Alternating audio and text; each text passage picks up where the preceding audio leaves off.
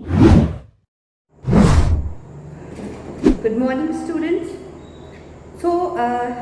Today we will be starting off with a new chapter. The name of our new chapter is India's External Relations. With the name only, we get to know that about what we are going to discuss today. हम किस चीज़ के बारे में बात करने जा रहे हैं? While reading the title only, we get to know. We here in today's video will be talking about relationship of our country India with other countries. बाहर की all countries के साथ किस तरह की रिलेशनशिप हमारी कंट्री की है, इस चीज के बारे में हम लोग आज बात करने जा रहे हैं. So let us begin with international context first. देखो, इंडिया जो है that was being born in a very challenging international context. क्यों कहा गया है challenging international context? Because when we become independent that time was very crucial for entire world. क्यों था ऐसा?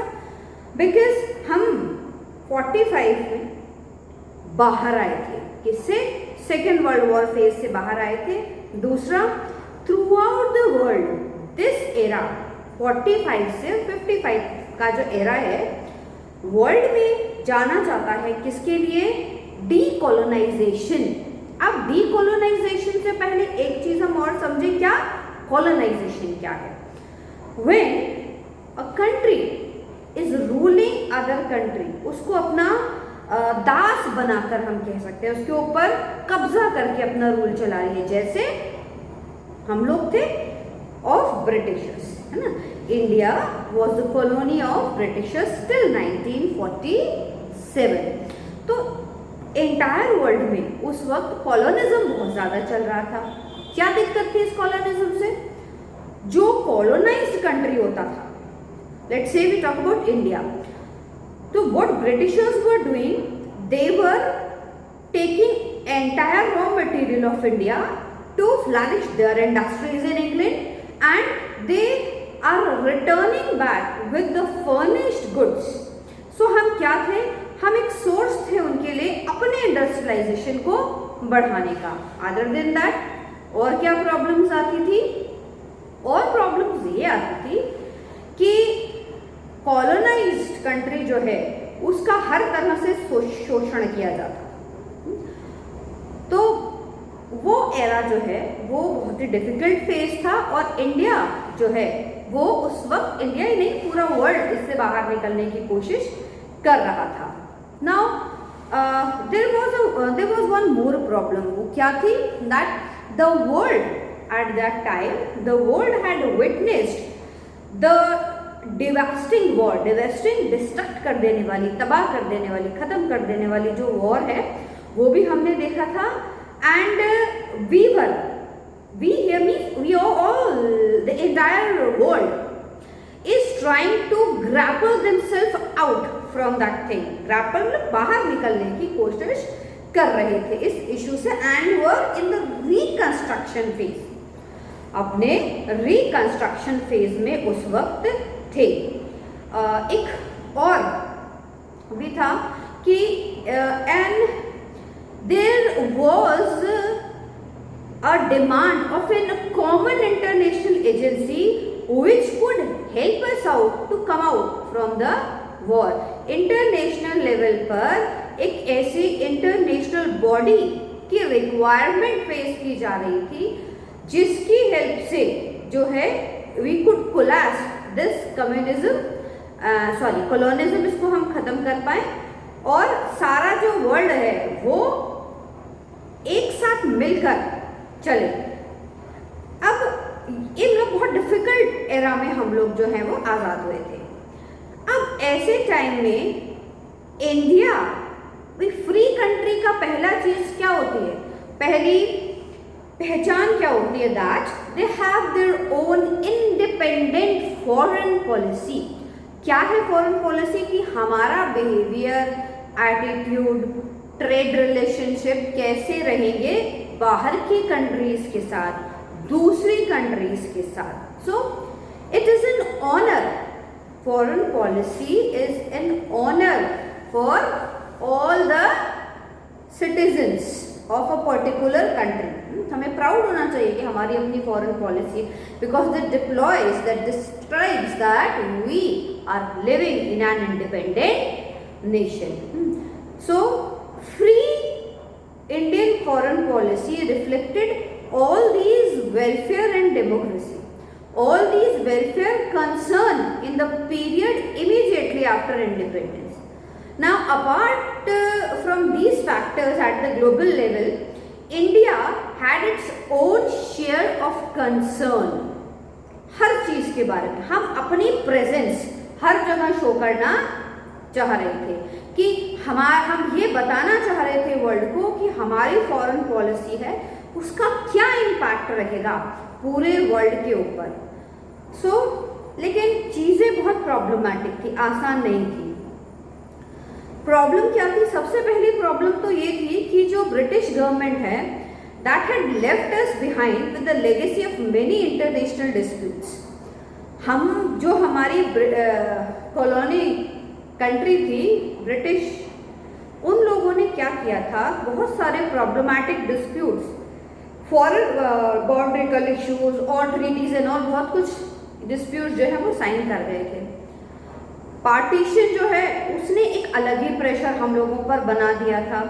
सो this was overall the context in which India started participating in the world affairs as an independent nation state. So इतने problematic area में भी हम क्या देखते हैं कि इंडिया ने एज एन इंडिपेंडेंट कंट्री अपनी प्रेजेंस पूरे वर्ल्ड में अच्छे से शो करना चाहिए. इफ वी टॉक अबाउट कि as a nation born in the backdrop of the world war, India decided to conduct its foreign relationship with an aim. ऐसा नहीं है, हम लोग बहुत सोच समझ के सारी चीजें हुई. हमारा फॉरेन पॉलिसी को बनाने का एम क्या था? हमारा फॉरेन पॉलिसी को बनाने का एम ये था that things would be clear in eyes of other countries, that India will aim to respect the sovereignty of all other nations and to achieve security through the maintenance of piece.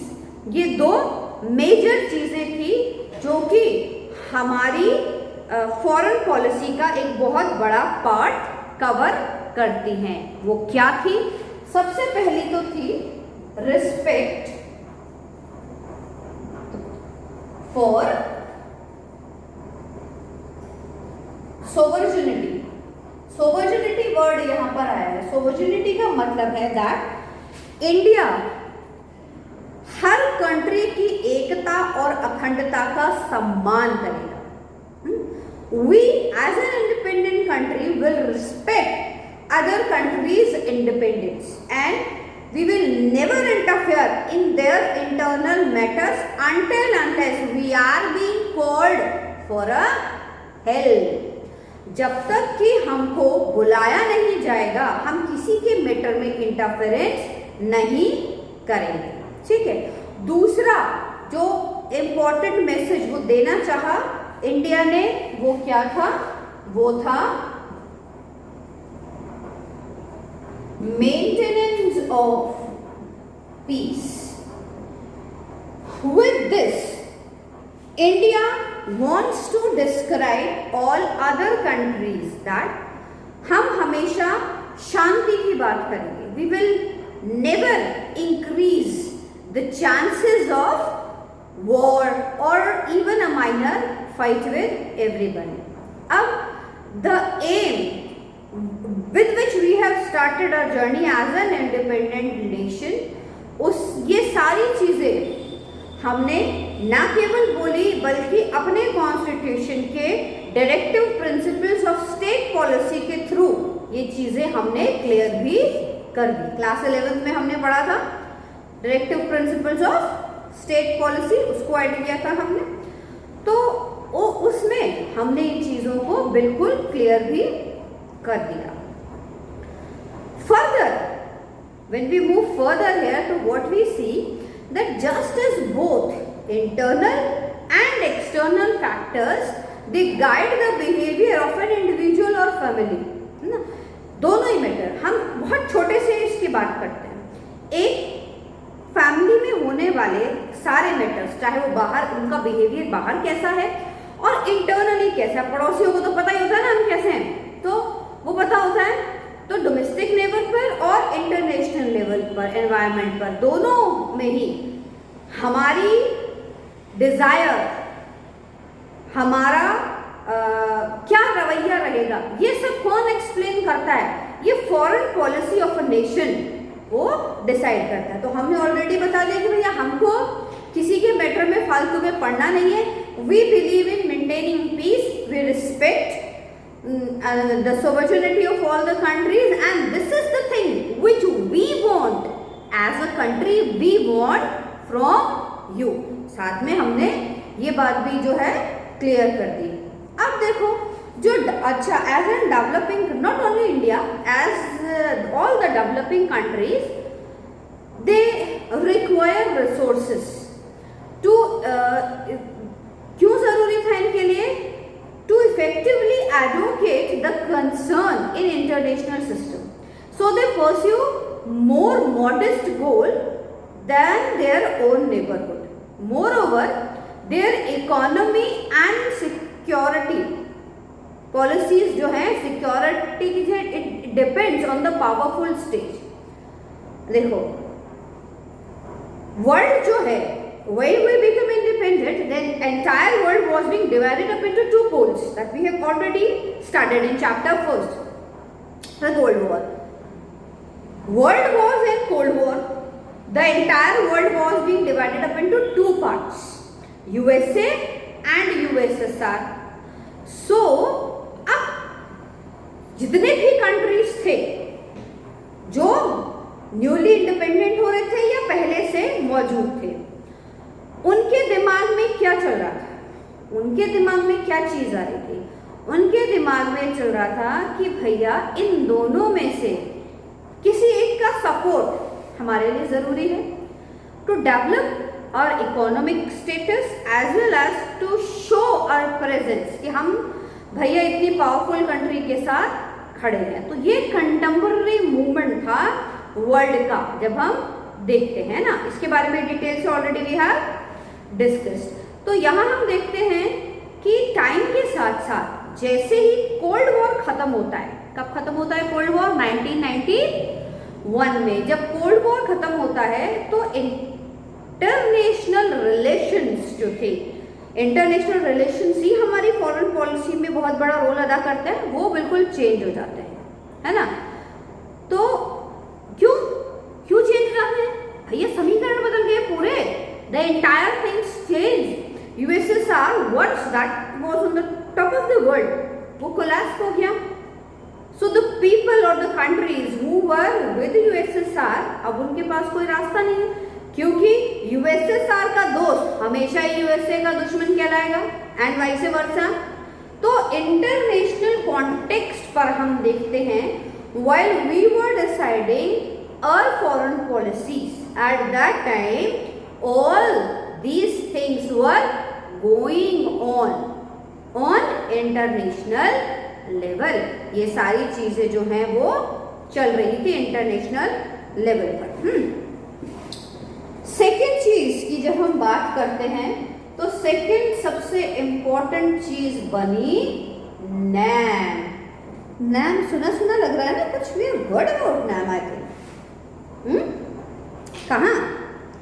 Chapter 1 cold war, NAM, non aligned movement.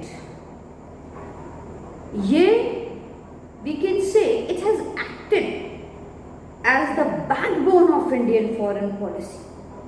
Due to NAM only, we were able to prove ourselves not only as an independent nation, but also were successful to gain respect on in international level.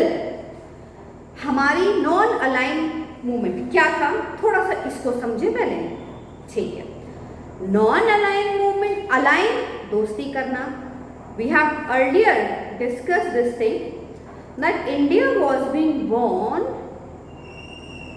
With very crucial movements. कैसे?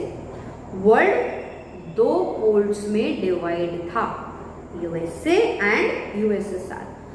सो अब जो countries decolonize हो रहे थे, they have to become ally of any one of them, but we decided non align movement कि हम किसी के साथ अलाइनमेंट नहीं करेंगे। नॉन अलाइन मूवमेंट, हम ना यूएसए के साथ हैं ना यूएसएसआर के साथ हैं। We will prove our individual identity on international level। हम लोग अपनी कंट्री की एक अलग आइडेंटिटी खड़ी करेंगे। इसको लेकर जो है नॉन अलाइनमेंट मूवमेंट हमारे then prime minister Jawaharlal Nehru ने शुरू करा। एक्चुअली नाम जो है इंडिया को, वो नेहरू जी की ही देन है। ये नाम के जनक जिन्हें हम बोलेंगे द फादर ऑफ नाम, वो कौन है?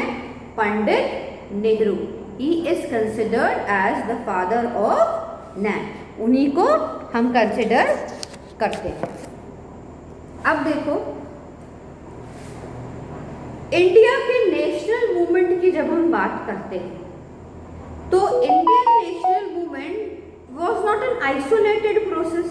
अकेला तो नहीं था, पूरे वर्ल्ड में ही हम देखते हैं उस वक्त the world wide struggle against colonialism was going on and many liberal movements in many Asian and African countries were going on. So the creation of Indian National Army INA किसने किया था? Subhash Chandra Bose. During Second World War was the manifestation of the linkage established between India and other countries' freedom struggle।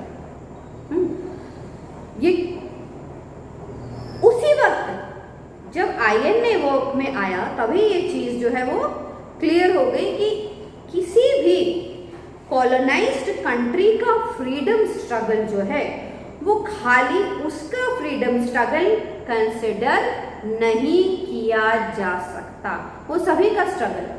अब एक foreign policy जो है country की, जो foreign policy है of any nation, it reflects, क्या रिफ्लेक्ट करती है कि किन प्रिंसिपल्स पर हमारे internal as well as external matters जो हैं वो इफेक्ट रखेंगे। सो कोल्ड वॉर के दौरान ये सारी प्रॉब्लम्स तो आ ही रही थी। इकोनॉमिकली प्रॉब्लम थी, मिलिट्री कॉन्सेंट्रेशन चल रहे थे, पूरे ग्लोबल वर्ल्ड में हम देखते हैं कि 2 पावर ब्लॉक्स में डिवाइड हो गए थे। UN as an independent organisation निकल के सामने आ रहा था, है ना, और द वर्ल्ड है, चाइना भी डीकोलोनाइजेशन की तरफ जा रहा था। So India's leadership had to pursue the not only their national interest but international scenario में भी हमारी प्रेजेंस जो शो हुई। तो this is how the NAM was build up. अब नेहरू जी का क्या एग्जैक्टली रोल था इसमें? हम कहते हैं कि नाम जो है वो हमारा, इसके जनक कौन माने जाते हैं? नेहरू जी माने जाते हैं। क्या रोल था नेहरू जी का? देखो, नेहरू जी कौन थे? हमारे फर्स्ट प्राइम मिनिस्टर थे and he played a very crucial role, बहुत इंपॉर्टेंट और क्रूशियल रोल उन्होंने प्ले किया था इंडिया के नेशनल एजेंडाज को सेटअप करने के लिए। वो ना केवल हमारे प्रधानमंत्री थे उस वक्त, but he was also officiating as the foreign minister of the country. So उन्होंने इस हमारी फॉरेन पॉलिसी को बनाया। 3 मेजर ऑब्जेक्टिव्स लिए उन्होंने। फॉरेन पॉलिसी के लिए 3 मेजर ऑब्जेक्टिव्स जो हैं वो उन्होंने लिए। एक क्या था कि the sovereignty of India is very hard earned sovereignty, so territorial integrity जो है हमारी उसको प्रोटेक्ट करके रखा जाएगा। दूसरा, promotion of rapid economic and social development. और तीसरा, Nehru wish to achieve these objectives through strategy of non alignment। 3 चीज Nehru ji as a prime minister और एज अ फॉरेन मिनिस्टर हमारे सामने रखते हैं। क्या क्या रखी उन्होंने कि हमारी जो हार्ड अर्न सोवरेनिटी है, आज़ादी जो हमें मिली है, we will respect it and will preserve it. Second क्या रखा उन्होंने कि इकोनॉमिक सोशल डेवलपमेंट किया जाएगा।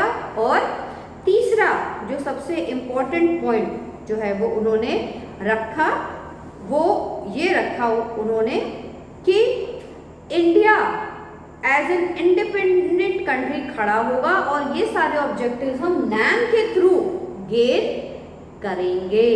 सो अब पूरी कंट्री में, इंडिया में एज अ कंट्री बहुत सारी पार्टीज थी, है ना, बहुत सारी पॉलिटिकल पार्टीज थी, पॉलिटिकल ग्रुप थे जिनकी अलग अलग राय थी इसके बारे में। ऐसा नहीं कि एकदम से सब सहमत हो गए थे पंडित जी से कि नहीं नहीं पंडित जी कह रहे हैं कर दो, ऐसा नहीं है। There were lots of many groups and political parties who were against this, और we can say that they were of the opinion that India must link down with someone. कहीं ना कहीं दोस्ती हमें कर लेनी चाहिए बाय ईदर ब्लॉक, क्योंकि सभी कर रहे थे, दोनों में से किसी से हमें दोस्ती कर लेनी चाहिए। अब कौन कौन थे?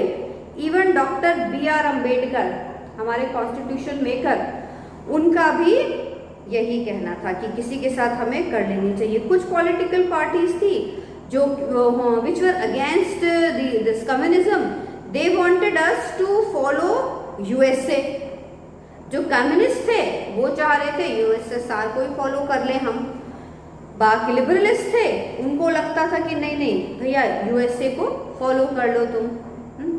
USA के साथ रिलेशनशिप बढ़ाने का दावा करने में सबसे आगे जो थी वो थी भारतीय जनसंघ, है ना।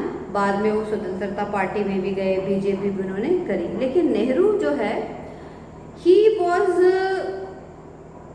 very clear about the foreign policy and to keep a distance from both the camps। बिल्कुल क्लियर थे नेहरू जी के जो विचार हैं, नेहरू जी का जो कथन है, नेहरू जी का जो कहना है वो बिल्कुल क्लियर था इस बारे में कि हम जो है दोनों कैंप से, USSR से और इधर USA से डिस्टेंस मेंटेन करके रखेंगे। So what we see that कि दोनों कैंप से डिस्टेंस बना के रखना में कि इतनी ज़्यादा सिफारिश क्यों कर रहे थे नेहरू जी? देखो, the foreign policy of independent India was vigorously pursued by the dreams of a peaceful world by advocating the policy of non-alignment। एक चीज बिल्कुल क्लियर कर दी हमारी फॉरेन पॉलिसी ने, क्या कि इंडिया जो है वो एक पीसफुल वर्ल्ड की कामना करता है या एक पीसफुल वर्ल्ड को बनाना चाहता है। ये चीज बिल्कुल क्लियर किसने कर दी? हमारी फॉरेन पॉलिसी ने कर दी।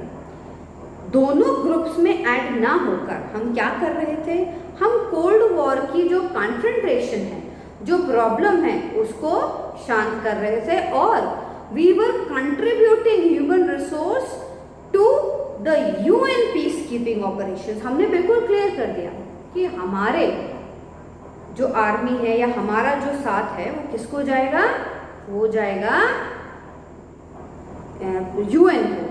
जो UN के जितने भी पीस कीपिंग ऑपरेशंस हैं उनमें हम पार्ट लेंगे, लेकिन हम किसी भी कंट्री के अलाय नहीं बनेंगे। अब एक क्वेश्चन ये आता है कि कोल्ड वॉर एरा के दौरान क्या जितनी भी कोल्ड वॉर कन्फ्रंट्रेशन हुई, क्या हम उसका पार्ट थे, मिलिट्री का पार्ट थे?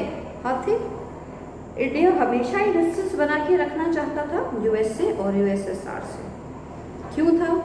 इसी वजह से हमने ना तो हम वर्सोवा पैक्ट के मेंबर बने और ना ही हम नाटो के मेंबर बने। दोनों में से किसी के हम जो है वो मेंबर नहीं बने। लेकिन अदर देन दिस हमने बहुत सारी ट्रीटीज जो हैं वो यूएसएसआर के साथ साइन करी। अब इस वजह से यूएसए अननेसेसरीली हमको अपना दुश्मन समझने लग गया। USA started thinking that as we are signing treaties with USSR, so the possibilities are there that indirectly we are with them. Now these all things were also coming in mind of USA. So India जो है, India advocated non-alignment as the ideal foreign policy approach. Now this was a difficult balance.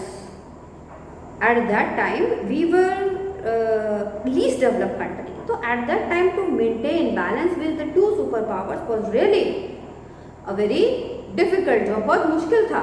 यहाँ हम देखते हैं कैसे balance करने की हमने कोशिश करी कि 1956 में हम देखते हैं जब ब्रिटेन ने इजिप्ट को अटैक किया स्विस कैनाल के ऊपर, जिनको जब अटैक किया तो इंडिया ने वर्ल्ड वाइड प्रोटेस्ट किया अगेंस्ट न्यू कॉलोनिज्म इन्वेजन, क्योंकि ब्रिटेन की कॉलोनी सबसे ज़्यादा थी।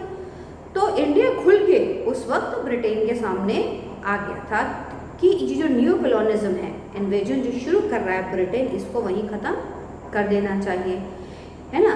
अब in the same year USSR invaded Hungary, but India did not publicly condemned it, है ना। हम अच्छा ब्रिटेन के अगेंस्ट में हम खुल के आ गए, लेकिन यहाँ जब वही चीज़ यूएसएसआर कर रहा है तो हम खुल के उसके अगेंस्ट में नहीं आते हैं। ऐसी कुछ सिचुएशंस हुई, but despite such situations by and large we can say India did take an independent stand on various international issues and could get aid and assistance from members of both the blocs. हमने किसी के भी साथ बहुत ज़्यादा यारी दोस्ती नहीं बनाई, उसी के साथ साथ हम किसी के साथ हमने हमारे रिलेशनशिप को खराब भी नहीं किया। तो what we see here that while India was trying to convince the other developing countries about the policy of non-alignment, Pakistan joined US-led military force NATO. अब इसकी वजह से क्या हुआ? USA was not very happy with India. India जो independent initiatives ले रहा था अपने, यूएसए उन इंडिपेंडेंट इनिशिएटिव से बिल्कुल भी खुश नहीं था। सो इसकी वजह से जैसे ही पाकिस्तान ने हाथ बढ़ाया उन्होंने फटाफट साइन कर लिया। वैसा नहीं था कि पाकिस्तान से ज़्यादा दोस्ती करनी थी यूएसए को, लेकिन एशिया में पैर रखने के लिए कोई ना कोई चीज़ तो, कोई ना कोई जगह तो चाहिए थी। वो जरिया बना पाकिस्तान। तो अब देखते हैं इंडिया ने हमेशा ही दोनों कैंप से जो है वो अपनी डिस्टेंस मेंटेन करके अपनी इंडिविजुअल आइडेंटिटी को कैसे हमको मेंटेन रखना है, इस बात पर हमेशा ज़्यादा जोर दिया इंडिया ने। जवाहरलाल नेहरू ने एक लेटर लिखा था मिस्टर KPS मेनन को जनवरी 1947 में।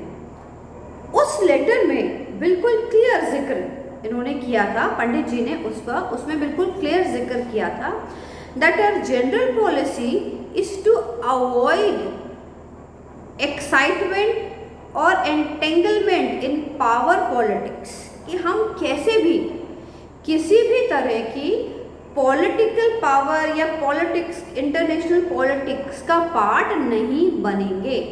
हम क्या करेंगे? We will not join any group of powers, क्योंकि एक ग्रुप को ज्वाइन करने का मतलब क्या है? आप क्लियरली दूसरे को बोल रहे हैं कि भैया हम आपके अगेंस्ट में हैं, हम आपसे दूरी पे चले गए हैं। तो इसीलिए हमको सबके साथ अपने रिलेशनशिप जो हैं वो अच्छे रखने हैं। ये जो विजन है, ये विजन पंडित जी का बिल्कुल क्लियर था।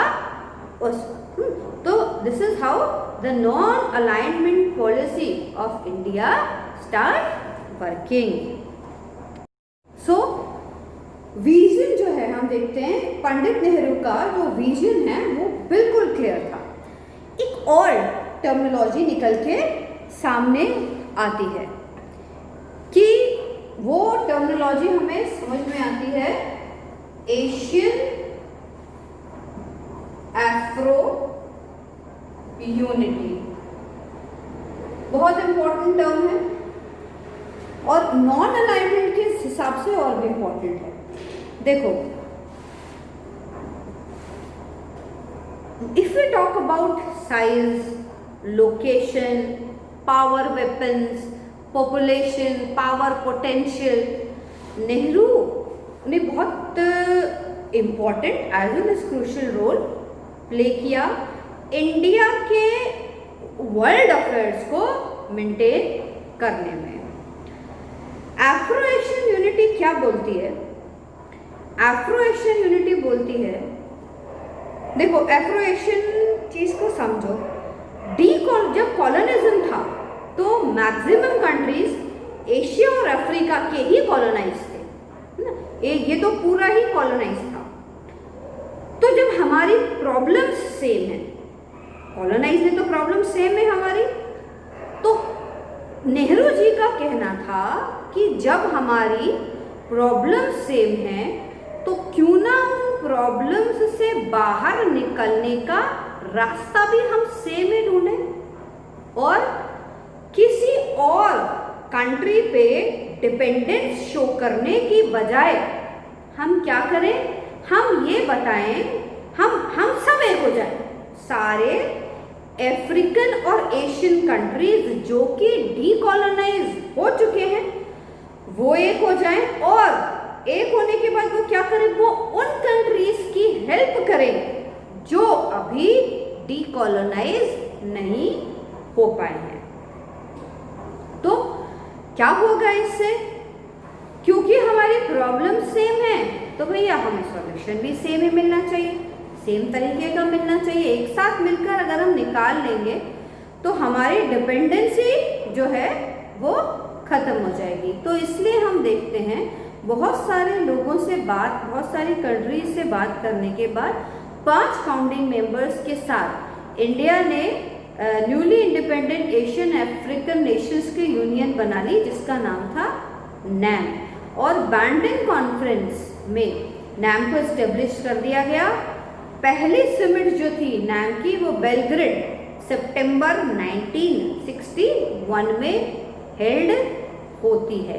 नेहरू जो है वो as a founder member of NAM की तरह काम करते हैं, ठीक है। So this was about NAM. एक तिब्बत के बारे में सुना है बहुत, थोड़ा आगे जाने से पहले हम एक तिब्बत के बारे में बात करते हैं। पहले तिब्बत क्या है? तिब्बत जो है प्लेट्यू है ऑफ सेंट्रल एशियन रीजन्स, वो तिब्बत कहलाता है। तिब्बत जो है is one of the major issues that historically cause tension between India and China. हमेशा से, शुरू से तिब्बत को लेकर हम लोगों के बीच में, इंडिया और चाइना के बीच में प्रॉब्लमैटिक चीजें रही हैं।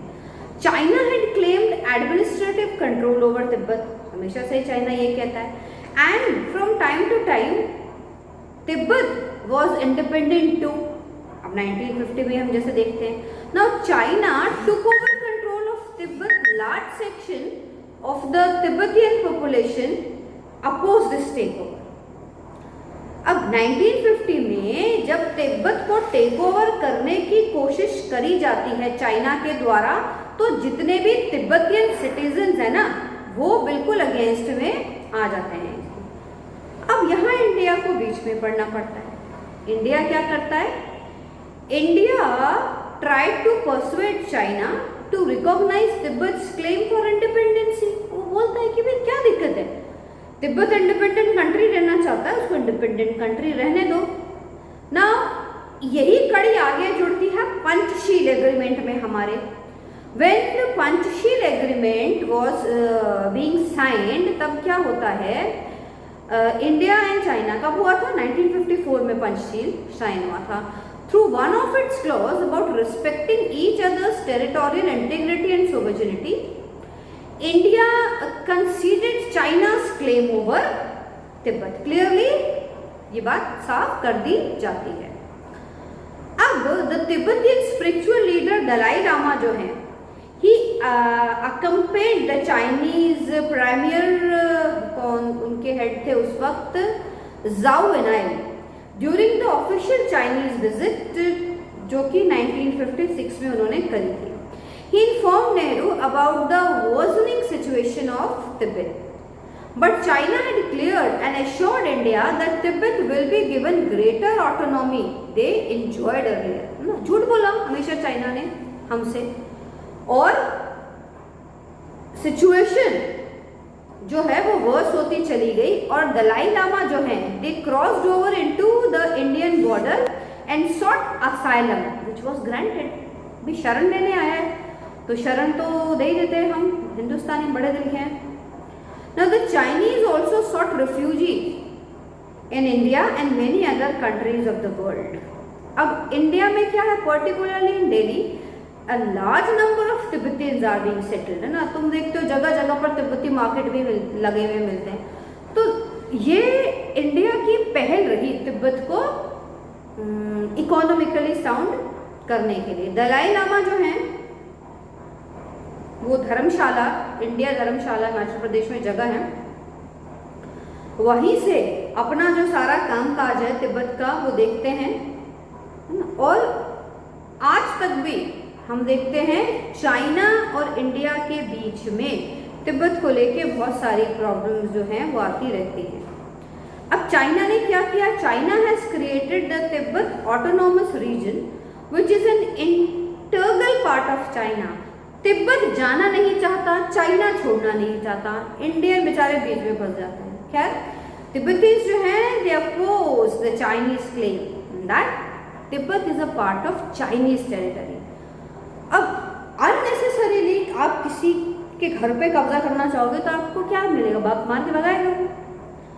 अब यहाँ जो तिब्बतियंस हैं they also oppose the policy of bringing into Tibet more and more Chinese settler. जो बहुत सारे लोग चाइना हैं जो चाइनीज सिटीजन है वो आके तिब्बत में सेटल हो रहे हैं। इस चीज के अगेंस्ट में भी तिब्बत ने अपना व्यू जो है वो दिया। अब तिब्बतियन डिस्प्यूट जो है वो हमारा चलता चला जा रहा है, किसके साथ? चाइना के साथ। और ये एक्चुअली ये सबसे इम्पोर्टेंट टूल ऑफ कन्फ्रंटेशन बना चाइना के साथ हमारे रिलेशनशिप में। जो नया टॉपिक अब हम शुरू करने जाएंगे, क्या? War, peace and conflict with China. China के साथ जो कॉन्फ्लिक्ट है वो हमारा जो प्रॉब्लम है उसको हम डिस्कस करेंगे। आगे इस चैप्टर में हम पूरा अपना चाइना के साथ हमारा कैसा रहा व्यू उसको देखेंगे, पाकिस्तान के साथ हमारे रिलेशनशिप के, फॉरेन पॉलिसी की तो हम बात कर रहे हैं तो सबसे पहले पड़ोसियों की बात करेंगे। हम बात करेंगे नेपाल के साथ हमारे रिलेशंस की, पाकिस्तान के साथ हमारे रिलेशंस की, चाइना के साथ हमारे रिलेशंस की, किन किन मैटर्स पे तो हम बांग्लादेश के साथ हमारे रिलेशंस की। इन पर बात करते हुए हम देखेंगे कहाँ कहाँ किस किस मैटर पर तो हम एक साथ रहे, प्रॉब्लम नहीं हुई हमारे बीच में, और कहाँ कहाँ हम लोगों के बीच में एक म्यूचुअल कोऑपरेशन का जो एटमॉस्फेयर है वो नहीं बन पाया, कहाँ कहाँ पीस स्टेब्लिश करने में हम कामयाब रहे, और किधर किधर हम देखते हैं हम लोग अपना जो है पड़ोसी वाला भाईचारा उसको नहीं निभा पाए।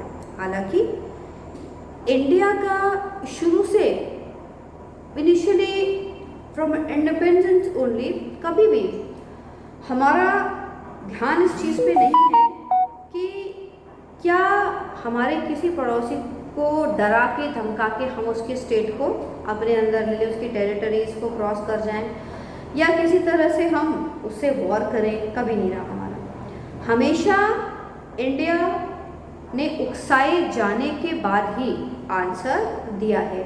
अब ये चाहे हम 65 और 71 की वॉर जो हमारी पाकिस्तान के साथ हुई उसकी बात कर लें, 62 की वॉर हमारी चाइना के साथ हुई उसके बारे में हम बात कर लें, जबकि ये दोनों ही कंट्रीज़ पाकिस्तान और चाइना बहुत प्रॉब्लमेटिक इश्यूज इंडिया के लिए जो है वो खड़ा करता रहता है। So in the next video we will be discussing the relation India China relationship and India Pakistan.